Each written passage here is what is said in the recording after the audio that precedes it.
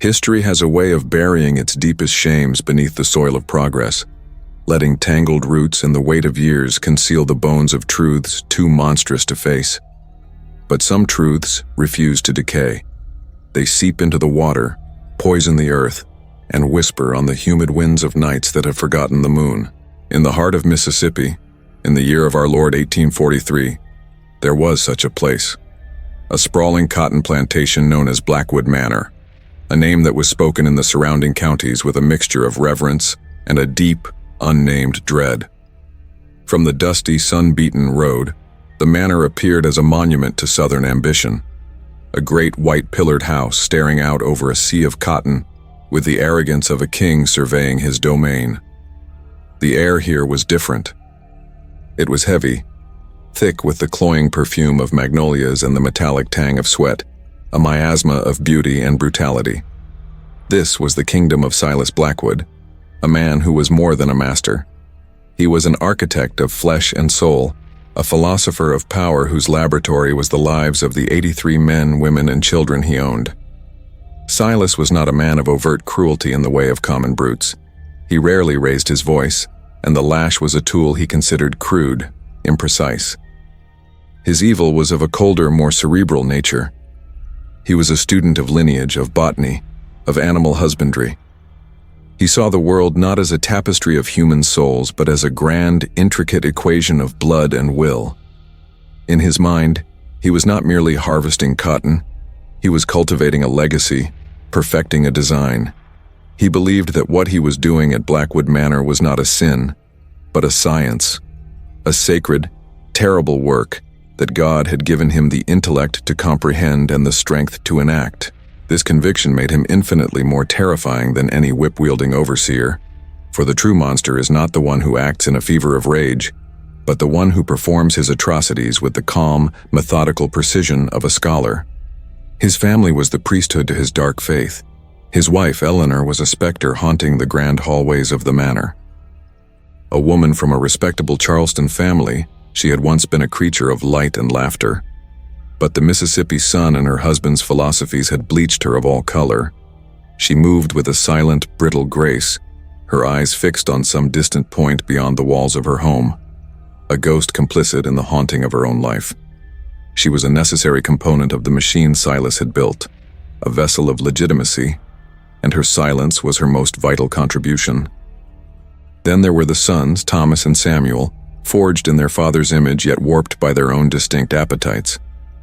Thomas, the elder, was the physical manifestation of his father's will, a bull of a man with cold, watchful eyes and hands that seemed built for violence. He managed the fields with a quiet menace that was more effective than any shout. He understood the language of fear. Samuel, the younger, was his father's intellectual heir. Slender and pale, he was rarely seen without a book, his mind a labyrinth of the same chilling theories that governed his father.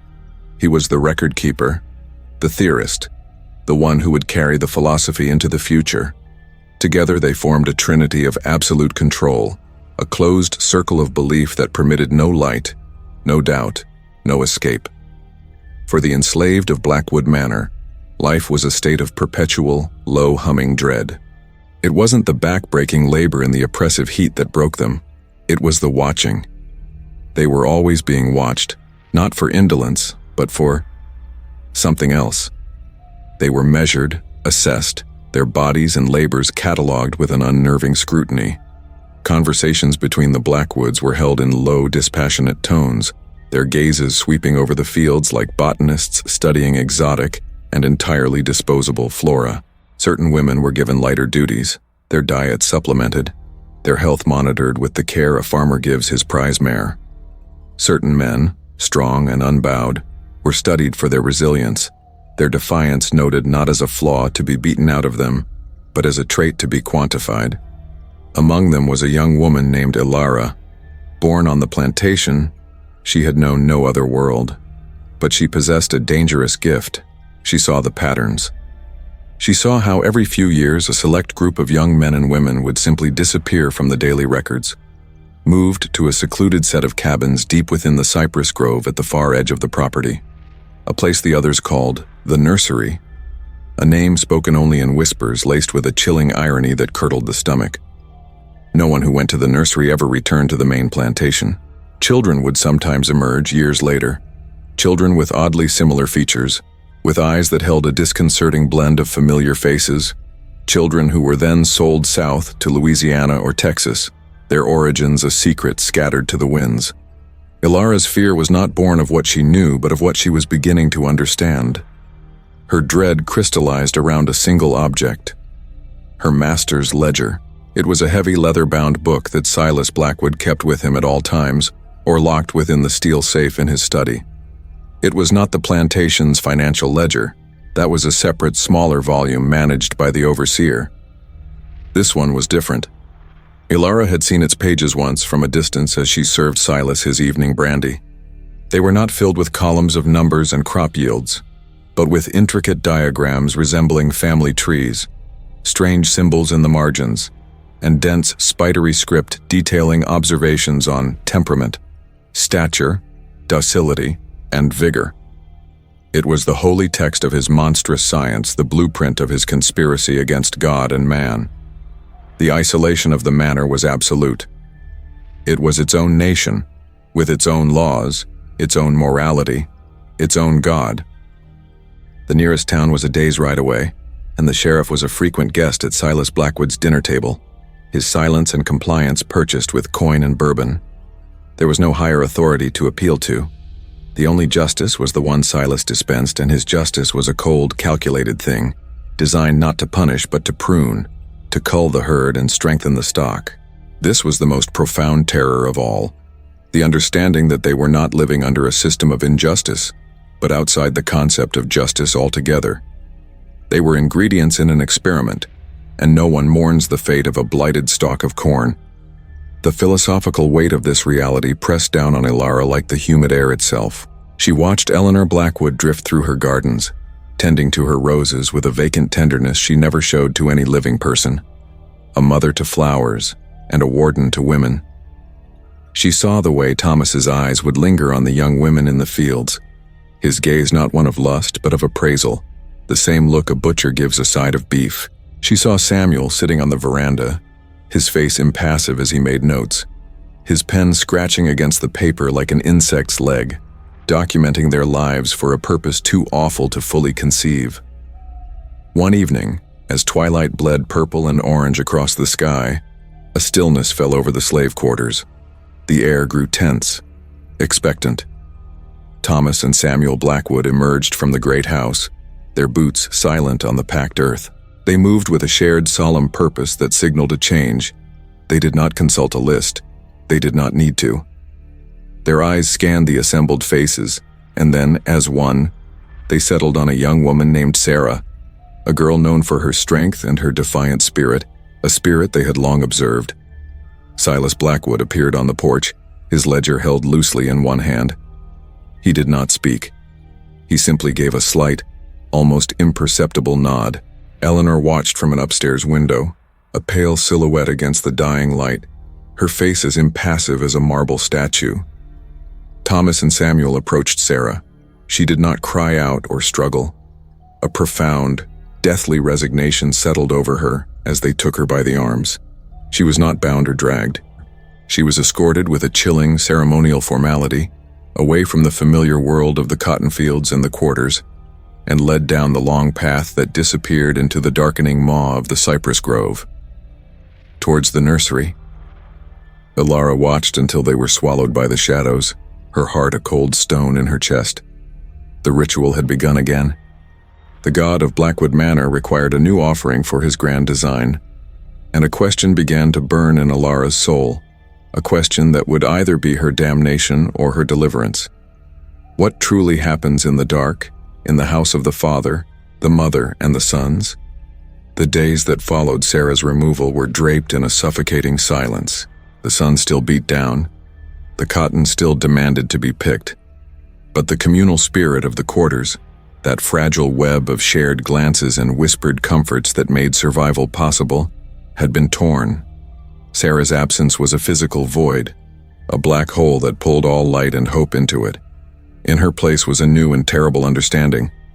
They were not merely laborers, They were stock.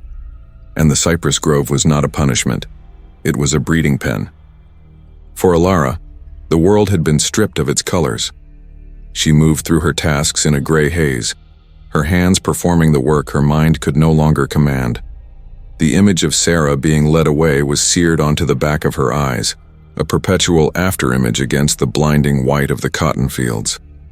But it was the face of Eleanor Blackwood, a pale silhouette in the window, that haunted her most deeply.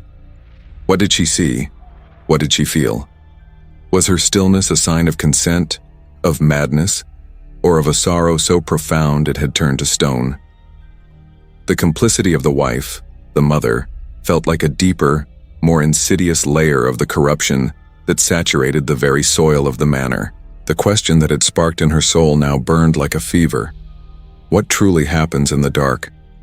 It was a dangerous question, the kind that could get a person sold, beaten, or sent on that same one-way path into the cypress grove. Yet, it was a question she could no longer live without answering. Fear had been her constant companion since birth, a dull ache in her bones. Now it was sharpening into something else, something with an edge. It was becoming curiosity's cruel knife.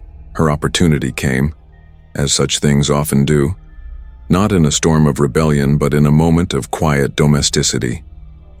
A week after Sarah was taken, a humid evening was settling over the plantation, the air thick with the drone of cicadas. Alara was tasked with delivering a tray of cooled mint tea to the main house. It was a rare duty for her, usually reserved for the older house servants. As she entered the cool, shadowed halls, the oppressive silence of the great house pressed in on her. It was a tomb, exquisitely furnished. She found Eleanor Blackwood in the parlor, not seated, but standing before a grand, unlit fireplace, her hand resting on the cold marble of the mantel. She was staring at her own faint reflection in the polished wood of a grandfather clock. "Put it there," she whispered, her voice a dry rustle of leaves. She did not turn. Alara placed the tray on a small table. She was meant to leave immediately, to retreat back into the world of heat and labor, but she hesitated. Eleanor turned her head slowly, her eyes usually so distant, finding Alara's with a shocking, momentary clarity. They were eyes that held an entire ocean of unshed tears. "My husband," Eleanor said, her voice barely audible. "He has left his spectacles in the study. He will be angry if he cannot read his book before bed. Fetch them for me." The study. The word landed in the still air like a stone in a pond. It was Silas Blackwood's sanctum, the one room no slave was ever permitted to enter unless accompanied by the master himself. It was the heart of the beast. "Ma'am?" Alara breathed, her own heart beginning to hammer against her ribs. "Go," Eleanor repeated, her gaze already drifting back to the clock face. "The door is unlocked, on his desk. Go now." Was it a test, a trap, or a moment of rebellion so subtle, so buried beneath layers of submission that even Eleanor herself was not aware of what she was doing? There was no time to decide. Alara gave a slight bow and slipped from the room, her bare feet making no sound on the polished floors. The door to the study was, as promised, ajar. Pushing it open, she stepped into a world of leather, ink, and a chilling, intellectual order. Books lined the walls from floor to ceiling. Not novels or poetry, but grim-looking tomes on anatomy, agriculture, and the new controversial sciences of heredity. Charts of livestock bloodlines hung on the walls alongside detailed maps of the plantation. The air smelled of her master's pipe tobacco and something else, something acrid and chemical. And there, in the center of the room, was his desk. Upon it, gleaming in the sliver of moonlight from the window, were his spectacles, but beside them lay the object of her obsession, the source of all her dread, the ledger. It was open. He must have been disturbed from his work. Its pages, filled with his spidery, precise script, lay exposed under the pale light. Her mission was the spectacles, a simple, blameless task, but her feet carried her to the desk as if pulled by an invisible string.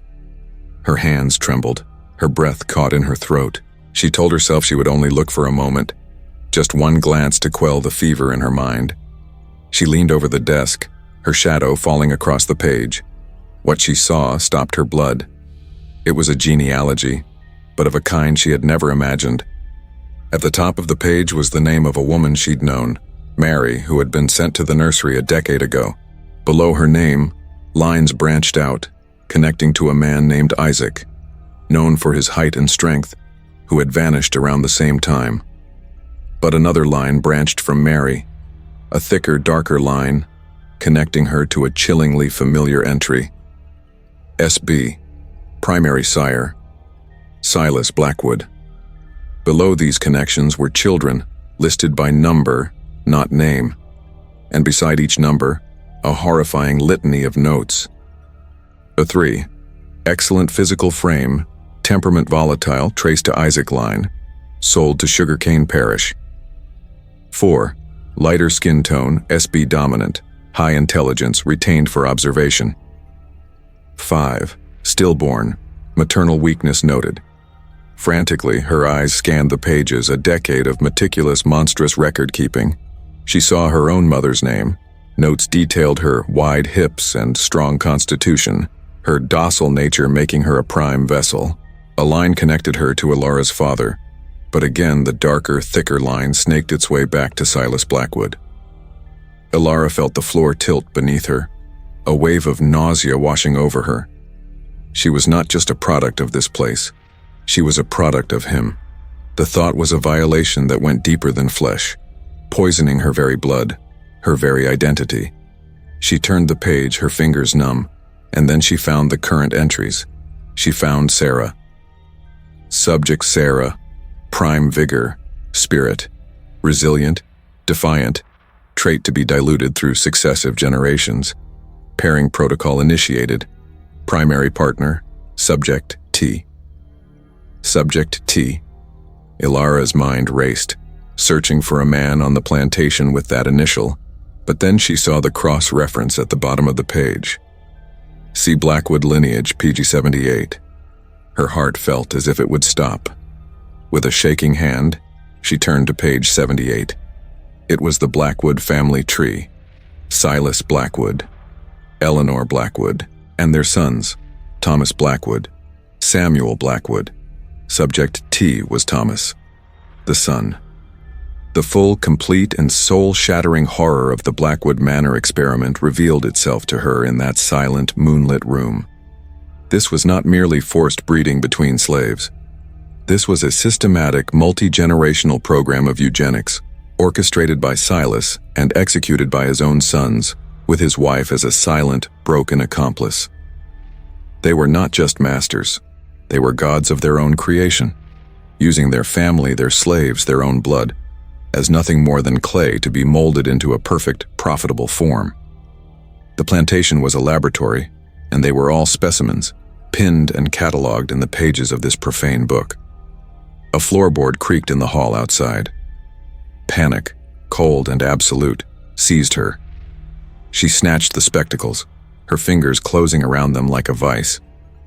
She did not dare close the ledger, fearing the sound it would make. She left it open, a gaping wound on the desk, and slipped back into the hallway, pulling the door so it was almost shut. She flattened herself into the shadows of a deep alcove just as Samuel Blackwood drifted past, his face a pale mask in the gloom, heading not for the study, but towards the back of the house, towards the path that led to the cypress grove. Ilara did not breathe until he was gone. Then, on silent feet, she fled, clutching the spectacles. She delivered them to Eleanor, who took them without a word, her eyes once again vacant and lost. Ilara retreated from the great house, back into the humid darkness, her mind a maelstrom of the ledger's unholy scriptures. Back in her small cabin, she collapsed onto her straw mattress, but not from exhaustion. She lay in the dark, the chillingly scientific terms echoing in her head. Prime vigor, trait to be diluted, subject T. The world was no longer a place of masters and slaves. It was a place of scientists and subjects, of architects and raw material.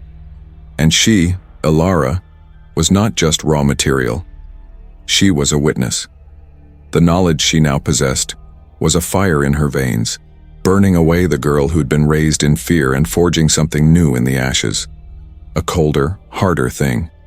A thing that understood the true nature of her enemy and knew that survival was no longer enough. Justice, an impossible, insane thought, began to take root in the poisoned soil of her heart. Knowledge is not a light that illuminates, it is a weight that reshapes the world. For Alara, the secrets of the ledger did not bring clarity, only a terrifying, hyper-real focus. As she walked through the plantation in the days that followed her discovery, she saw the world through Silas Blackwood's eyes. She saw the elegant geometry of his cruelty in the very layout of the fields, in the placement of the cabins, in the faces of her people. She saw traits, not souls. She saw a young boy's startling speed and remembered a note in the ledger about his grandfather. Exceptional agility, a trait to be preserved. She saw a woman's resilience in the face of sickness and recalled a cold calculation beside her mother's name. Hardy stock, minimal losses. The faces she had known her entire life were now distorted, reconfigured into a living mosaic of Silas Blackwood's design. She saw the ghost of his features in the jawline of a child, the echo of his son's cold eyes in another. The conspiracy was not confined to the great house. It was alive and breathing all around her, written in the flesh of everyone she loved. This intimate, biological horror was a poison that isolated her more completely than any wall or chain. She was a keeper of a truth that, if spoken, would not liberate but shatter the fragile sanity of her community. How do you tell a man that his daughter is not his, but a carefully cultivated crop? How do you tell a woman that her son's strength was engineered by the same hand that holds the whip? The burden became unbearable. The secret festered within her, a hot coal against her soul. She knew she could not hold it alone. If she did, it would either consume her in a fire of madness or cool into the dead ash of acceptance. There was only one person she could trust, one person whose wisdom was as deep as the roots of the cypress trees themselves, Mama Nene. Mama Nene was the plantation's oldest soul, a woman whose eyes held the memory of a homeland she'd never seen, passed down through generations. She was their healer, their midwife, the keeper of their stories. While Silas Blackwood recorded their physical traits in his leather-bound ledger, Mama Nene held their spiritual genealogies in the vast, unwritten library of her mind. Her power was the antithesis of the Master's. It was organic, spiritual, and deeply human. Ilara found her at dusk behind her cabin, tending to a small hidden garden of herbs and roots.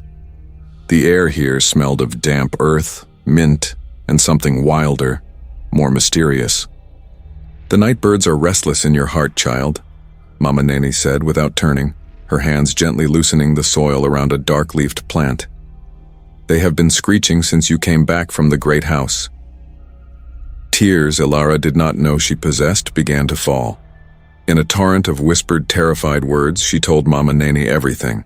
She spoke of the ledger, the symbols, the chillingly scientific notes.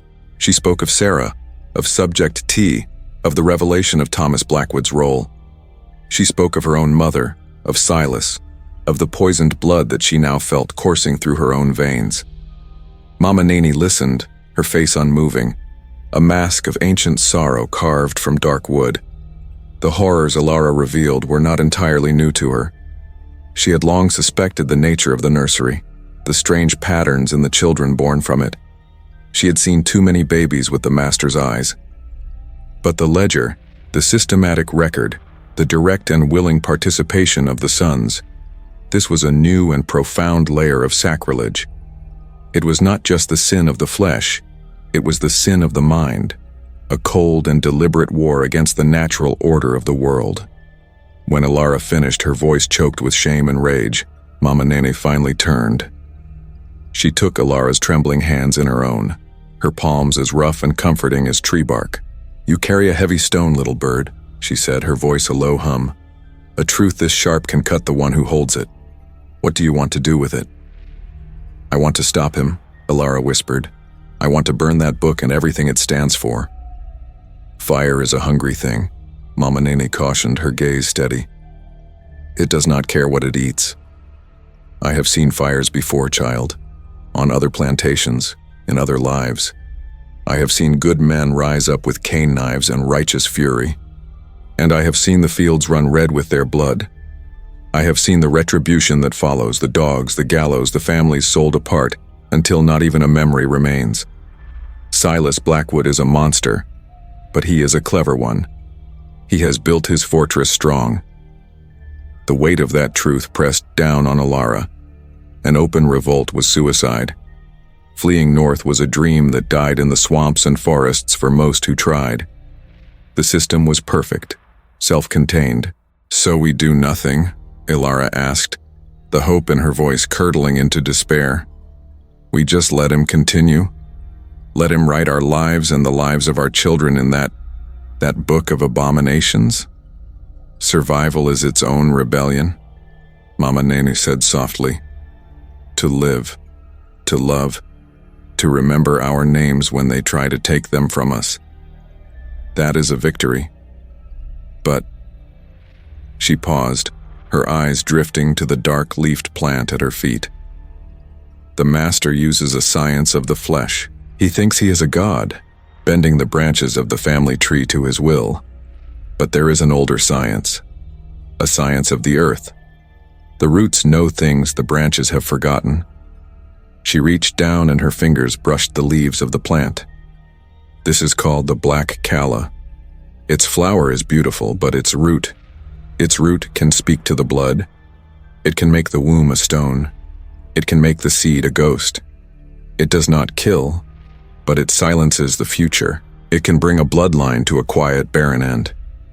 The ethical dilemma, cold and sharp, pierced through Alara's rage. Mama Nene was offering her a weapon, but one of a terrifying and morally complex nature. To use it would be to fight Silas's monstrous eugenics with a different kind of biological warfare. It would mean making a choice for women who could not choose, rendering them barren to save them from a fate they did not even know they were a part of. It was a choice to destroy a future to protect it. Could she, a subject of the experiment, take on the role of arbiter, deciding which lines would continue and which would end? The power felt as unholy as Silas's own. "He is the disease," Alara reasoned, her voice barely a whisper, trying to convince herself as much as the old woman. This is the cure." "There is no cure for a sickness this deep, child," Mama Nene replied, her voice heavy with the wisdom of generations. "There is only the fight. And every weapon in a war like this leaves a scar on the one who wields it. If you choose this path, you must understand what you are doing. You will be fighting his record with a root. You will be erasing the lines he wishes to draw, but you will be erasing them all the same." Mama Nene rose and left Alara alone with the garden, with the choice. The sun had set, and the plantation was cast in the deep blues and purples of twilight. Alara looked at the small, unassuming plant, a thing of quiet, potent magic. Then her gaze lifted towards the great house where Silas Blackwood was likely sitting at his desk, penning another entry in his ledger, documenting his creations. And beyond that, in the distance, she could just make out the dark silhouette of the cypress grove, where Sarah was living out the purpose he had written for her. The moral weight of the choice was crushing, but the alternative, doing nothing, was a surrender she could no longer stomach. The knowledge in her head was the spark. The root in the earth was the kindling. A fire was coming. She didn't know what it would burn or who, but standing there between the record and the root, Alara made her forbidden choice. She would not be a subject in his experiment any longer. She would become the variable he could never predict. War is not always declared with cannons and muskets. Sometimes it is declared in the silent grinding of a root, in the whispered prayer of an old woman, in the steady hands of a girl who has decided that she will no longer be a chapter in someone else's history. Under the cloak of a moonless night, in the small sanctuary of Mama Nene's garden, Alara became a soldier. The black calla root was unearthed with ceremonial care, a dark, gnarled heart pulled from the earth. They worked by the light of a single tallow candle, grinding the dried root into a fine, near-invisible powder, as soft and silent as the death it was meant to deliver. Not to a body, but to a bloodline. Mama Nanny spoke as they worked, her voice a low chant. She wasn't praying to the Christian God of the great house, but to older, deeper things. The spirits of the water, the earth, the memory of the ancestors who had been stolen. This was not witchcraft. It was a reclamation of power, using the very soil of their bondage as a weapon. When they were finished, the powder rested in a small, folded leaf. It was a pinch of dust that held the power to unravel an empire. The plan was simple, and therefore terrifyingly complex. The food for the nursery was prepared in a separate kitchen, a place of grim routine. A young, quick-footed boy named Jacob, whose small stature made him seem invisible to the overseers, was tasked with running errands between that kitchen and the main house. He was Ilara's only choice. She cornered him behind a smokehouse, her heart a frantic drum against her ribs. She did not tell him the nature of the powder, only that it was a medicine from Mama Nene, a way to help the women in the grove, a secret to be kept from the master. The boy's eyes, wide with a fear that was older than his years, showed that he understood the gravity of carrying any secret in this place. He took the folded leaf, and without a word, vanished. Then began the terrible act of waiting. Days bled into weeks, weeks into months. Every sunrise was a held breath. Every sunset, a minor reprieve. Ilara watched for any sign of discovery, any change in the routine.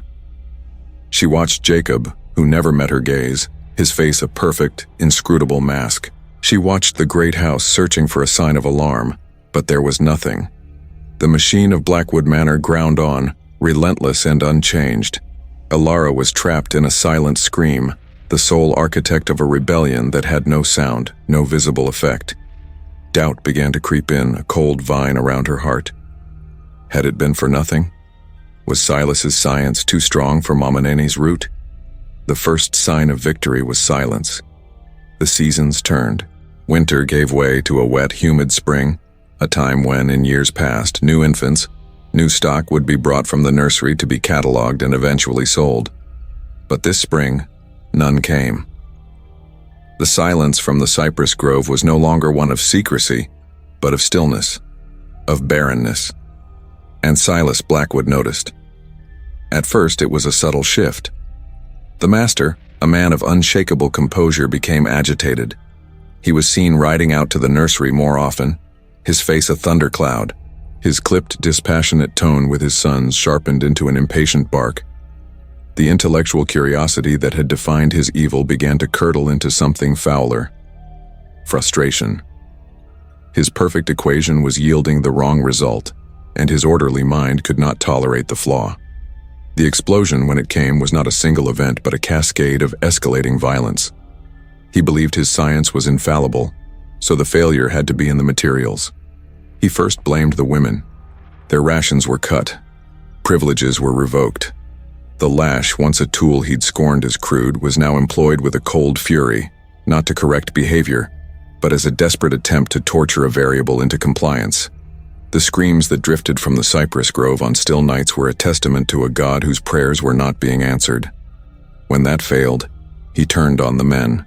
Then his paranoia metastasized. He began to suspect the land itself. Was there something in the water? A blight in the food? He became a tyrant of minutiae, controlling every drop and every morsel that went into the nursery, isolating his experiment from the outside world. He was trying to solve a spiritual sickness with the tools of science, and the failure was driving him mad. The mask of the philosopher was cracking, and the brute beneath was beginning to show its teeth. Thomas, his father's physical extension, became a specter of unbound rage, carrying out the punishments with a grim satisfaction. Samuel, the intellectual heir, grew more withdrawn and watchful, his pale eyes sweeping over the slaves with a new, venomous suspicion. He was hunting for the flaw in the data, the human error that was corrupting his father's great work. The moral cost of Ilara's victory was written on the bodies of the women in the nursery. Ilara felt every lash as if it were on her own back. She had started a war to save them, and they had become its first casualties. This was the scar Mama Nene had warned her about, a deep, ragged wound on her soul. She had taken away their future to save them, but she had condemned them to a brutal present. One evening, the true eruption occurred. A visiting doctor from Natchez, having been summoned by Silas, had just left, unable to find any medical reason for the widespread infertility. That night, the sounds of a terrible argument echoed from the great house. Voices were raised for the first time. Silas's booming rage, Eleanor's hysterical sobs. Later, from her cabin, Ilara saw Eleanor stumble out onto the veranda, her face illuminated by the moonlight. There was a dark bruise blooming on her cheek. Even the pristine control variable of his experiment was no longer safe from his frustration. The rot was consuming the house from within. Ilara knew that Silas would not stop.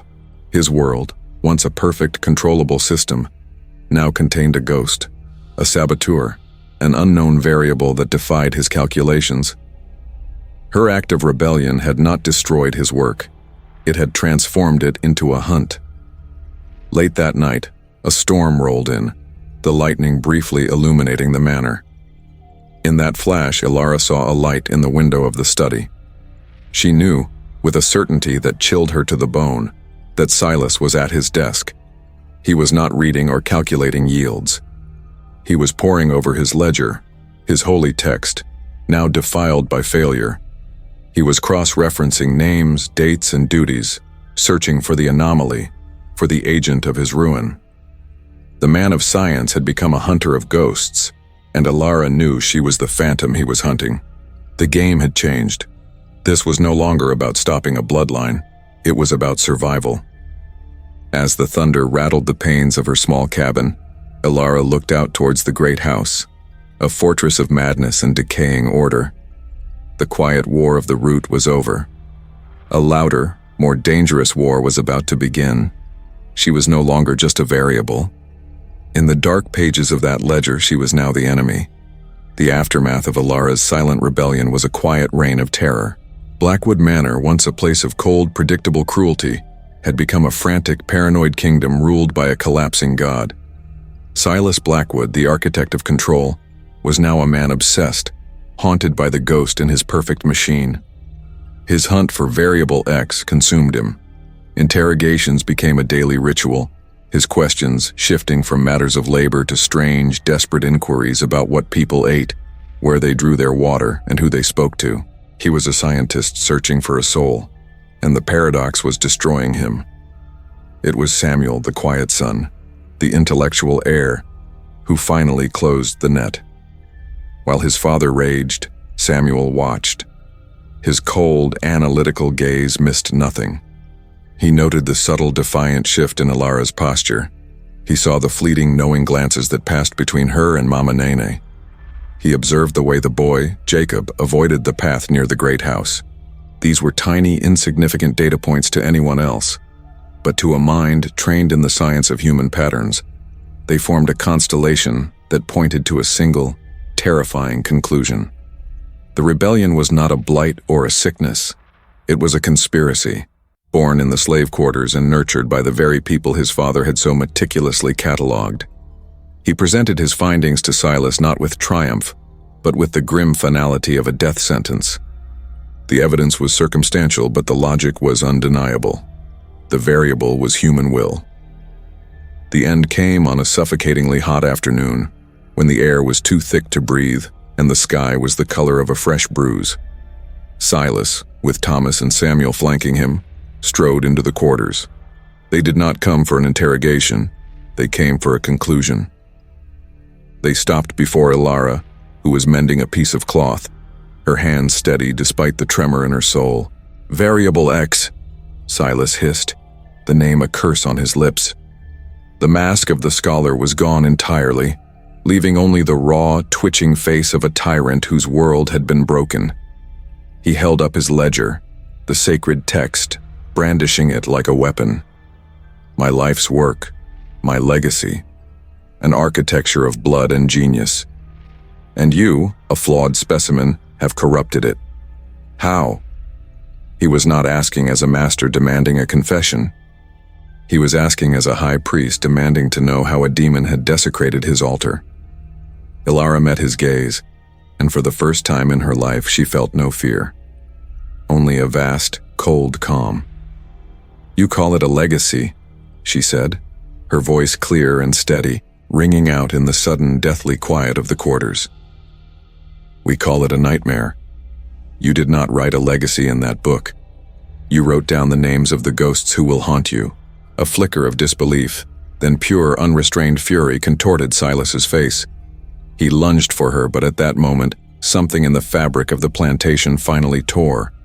The years of systematic dehumanization, compounded by the recent weeks of frantic, paranoid cruelty, had brought the people to a breaking point. A man near the back threw a stone. A woman screamed a curse. It was not a planned revolt, but a spontaneous human eruption, a raw, collective cry of "no more." The enslaved men and women surged forward, a wave of desperation and fury. Thomas, the brute, met them with his fists, but he was overwhelmed by sheer numbers. Samuel, the thinker, was swallowed by a chaos he could not analyze or predict. In the pandemonium, Silas dragged Ilara back towards the great house, his ledger clutched under his arm. He was trying to save his record, the only thing that mattered. As they stumbled into the study, Ilara saw her chance. With a final, desperate surge of strength, she shoved him into his own desk. An oil lamp, always lit for his studies, tipped over. It rolled across the scattered papers of his research and fell to the floor with a soft crash. The flame licked at the whiskey-soaked rug, and in a heartbeat the room was engulfed. The fire was ravenous. It devoured the books on anatomy and heredity, the charts of bloodlines, the maps of the estate. Ilara saw the ledger on the floor, its pages already curling and blackening at the edges.